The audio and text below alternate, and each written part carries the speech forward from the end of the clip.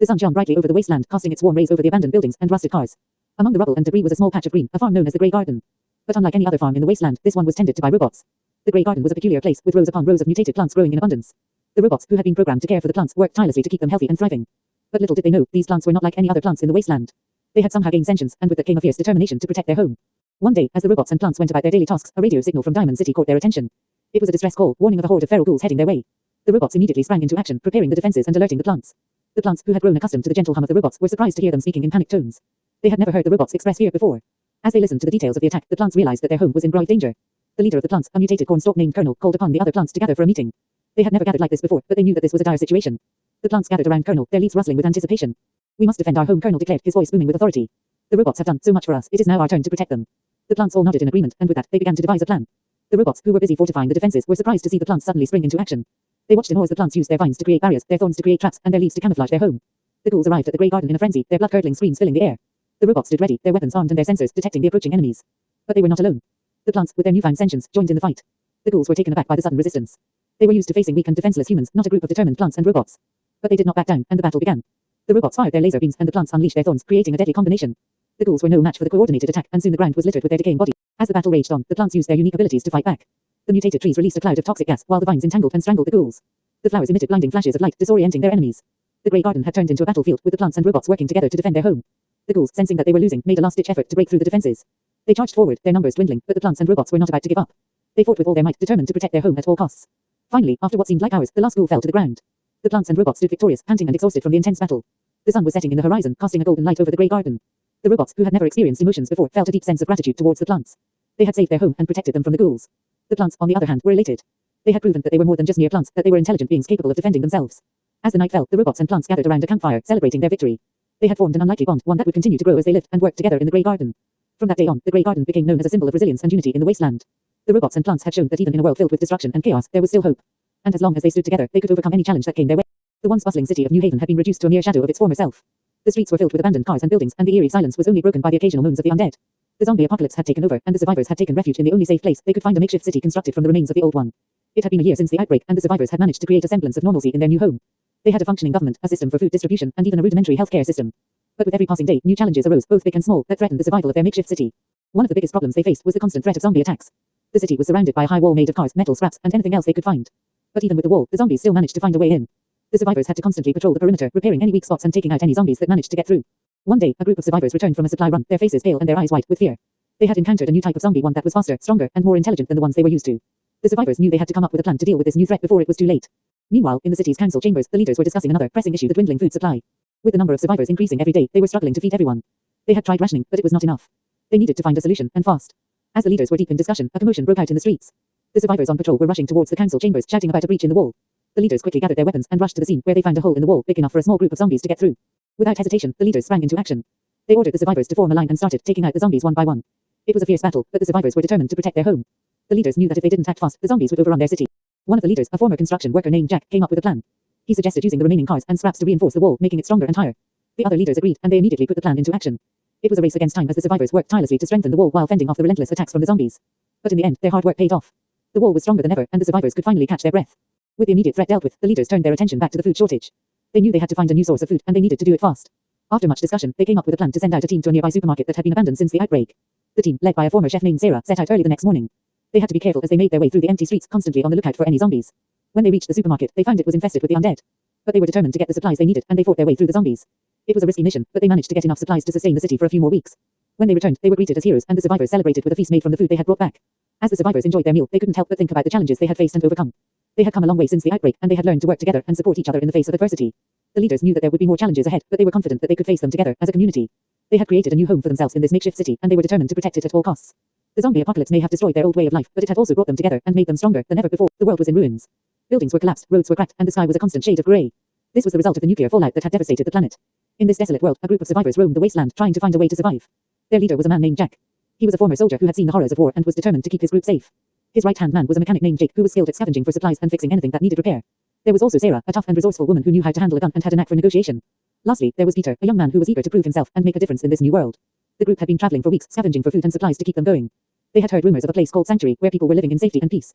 Jack was determined to find this place and make it their new home. As they wandered through the wasteland, they came across a group of raiders. These were ruthless individuals who preyed on the weak and took whatever they wanted. Jack knew they had to be careful, as the raiders were armed and dangerous. Stay low and keep quiet, Jack whispered to the group as they hid behind some rubble. We need to find a way to get past them without being seen. They watched as the raiders ransacked a nearby building, completely unaware of the group's presence. Jack noticed that one of the raiders had a keycard on his belt. He knew that this could be their chance to get into the building and scavenge for supplies. I have an idea, Jack said, turning to the group. Sarah, you and Peter sneak around to the back of the building and see if you can find a way in. Jake and I will create a distraction to draw the raiders away. The group split up, with Sarah and Peter sneaking around to the back of the building, while Jack and Jake made noise to distract the raiders. It worked, and the raiders quickly left to investigate the noise. Sarah and Peter were able to find a way into the building and gather supplies while Jack and Jake kept the raiders occupied. They met back up and quickly made their escape before the raiders returned.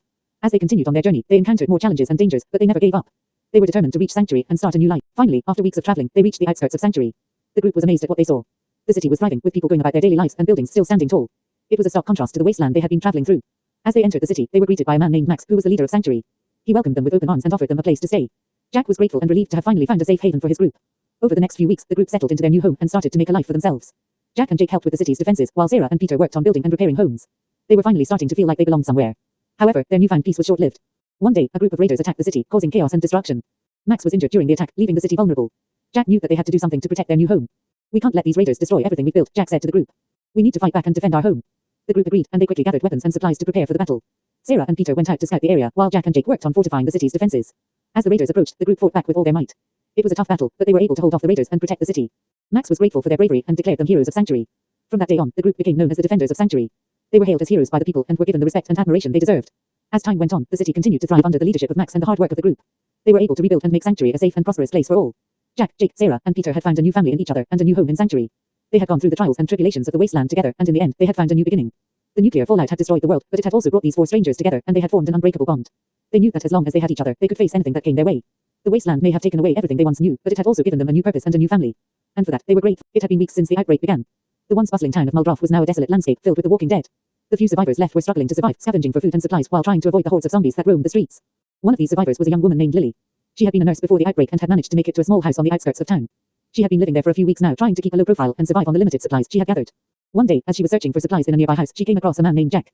He was a former police officer who had been separated from his group during the chaos of the outbreak. He was injured and in need of help, so Lily took him back to her house and tended to his wounds. As they talked, they realized that they both had a similar goal to survive and find a way out of Muldroff. They decided to team up, knowing that their chances of survival would be better together. They spent the next few days fortifying the house and gathering supplies. They also came across two other survivors, a man named David and a teenage girl named Sarah. David had been a mechanic before the outbreak and Sarah was a high school student. They joined forces with Lily and Jack, forming a small but determined group. Together, they came up with a plan to escape Muldroff. They would gather as many supplies as they could and make their way to the nearby West Point, where they had heard there was a military base that was still operational. The journey to West Point was dangerous. They had to navigate through the streets filled with zombies and often had to fight their way through. But they were determined to make it, and their determination paid off when they finally arrived at the military base. They were greeted by soldiers who were surprised to see survivors. The soldiers had been stationed at the base when the outbreak occurred and had managed to secure the area. They welcomed Lily and her group, offering them shelter and protection. As they settled into the base, they learned more about the outbreak. It had started in a nearby prison, where a riot had broken out and the prisoners had been infected with the virus. The virus quickly spread, turning people into mindless zombies. The soldiers had been tasked with finding a cure, but so far, they had been unsuccessful. However, they had managed to create a safe zone within the base, and they were working on finding a way to clear the town of the zombies. Lily and her group were relieved to finally be in a safe place, but they knew that they couldn't stay there forever. They wanted to find a way to help the soldiers and also find a way to escape the town. They soon discovered that the soldiers were working on a project called Project Zomboid. It was a plan to lure the zombies away from the town and into a remote location where they could be contained and hopefully studied for a cure. Lily and her group volunteered to help with the project, knowing that it was their best chance of escaping Muldroff. They spent the next few weeks gathering supplies and preparing for the plan. Finally, the day came for Project Zomboid to be put into action. The soldiers had set up a loudspeaker system and were playing music to attract the zombies. Lily and her group were tasked with leading the zombies to a nearby quarry where they would be contained. The plan seemed to be working at first, but then the unexpected happened. A storm hit the town, causing the loudspeakers to malfunction and the music to stop. The zombies who had been following the sound were now scattered and wandering aimlessly. Lily and her group quickly realized that they had to act fast. They split up, each taking a different route to try and lead the zombies back to the quarry. They fought their way through the streets, using whatever weapons they could find to defend themselves. It was a chaotic and intense battle, but in the end, they managed to lead the zombies to the quarry. The soldiers were waiting for them, and they quickly closed off the entrance, trapping the zombies inside. Lily and her group were hailed as heroes by the soldiers, and they were given a reward for their bravery. The soldiers also revealed that they had found a way to create a cure for the virus, and they were working on distributing it to other safe zones. With the town finally free of the zombie threat, Lily and her group were able to leave Muldroff and make their way to a nearby safe zone. They were relieved to finally be in a place where they didn't have to constantly worry about being attacked by zombies. As they settled into their new home, they reflected on their journey and how far they had come. They had gone from being strangers to a close-knit group, facing unimaginable challenges together.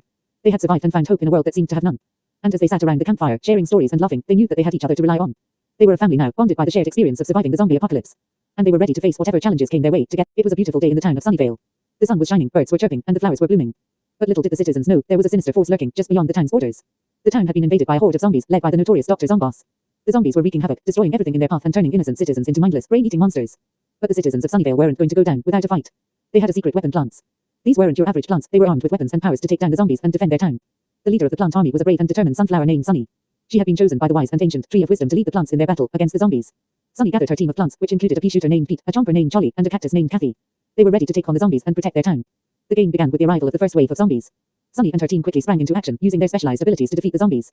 Pete shot peas at the zombies, while Charlie devoured them with his sharp teeth. Kathy used her spiky needles to impale the zombies, all while Sunny provided sun power to keep the plants energized. As they battled through the waves of zombies, Sunny and her team encountered some of Dr. Zomboss's most dangerous creations. There were conehead zombies with protective cones on their heads, buckethead zombies with metal buckets on their heads, and even dancing zombies that distracted the plants with their groovy moves. But the plants were determined to protect their town, and they fought bravely. As they progressed through the game, they gained new plants with different abilities, such as a freezing pea shooter and a potato mine that exploded on contact. The zombies, however, were not backing down. As the game went on, they became more and more powerful. They brought in gargantuan zombies that were almost impossible to take down, as well as flying zombies that could avoid the plants' attack. But Sunny and her team never gave up. They strategized and used their powers wisely, and with each wave, they grew stronger and more determined. Finally, the moment they had been waiting for arrived, the final showdown with Dr. Zomboss himself. The plant army marched towards his lair, ready to defeat him once and for all. As they entered the lair, they were met with a massive robotic zombie controlled by Dr. Zomboss. The plant army knew that this was going to be their toughest battle yet. Dr. Zomboss taunted the plants, laughing maniacally as his robotic zombie attacked them. But Sunny and her team were not afraid. They fought with all their might, using all their plants and abilities to take down the robotic zombie. But just when it seemed like they were winning, Dr. Zomboss revealed his secret weapon, a giant, flying zombie that breathed fire. The plant army was caught off guard, and Sunny realized that they needed to come up with a new strategy. She remembered the tree of wisdom's advice minus the key to victory is unity. Sunny rallied her team, and they all worked together, using their abilities in perfect harmony. They froze the giant zombie with icy teeth, while Charlie took a bite out of its wings. Kathy used her needles to distract it, and Pete shot one final, powerful peep that knocked the zombie out of the sky. With the giant zombie defeated, Sunny and her team focused their efforts on Dr. Zomboss. They used all their plants and powers to take him down, and finally, after a long and intense battle, they emerged victorious. The citizens of Sunnydale cheered as the zombies retreated, and the town was once again safe. Sunny and her team were hailed as heroes, and they were honored by the mayor for their bravery and strength. As the sun set on Sunnydale, the plant army celebrated their victory. They had proven that with unity and determination, they could overcome any challenge. As for Dr. Zomboss, he retreated back to his lair, vowing to one day return and seek revenge. But for now, Sunny and her team could rest easy, knowing that they had saved their town from the zombie invasion. And as long as they stood together, they knew they could face any future threats that may come their way.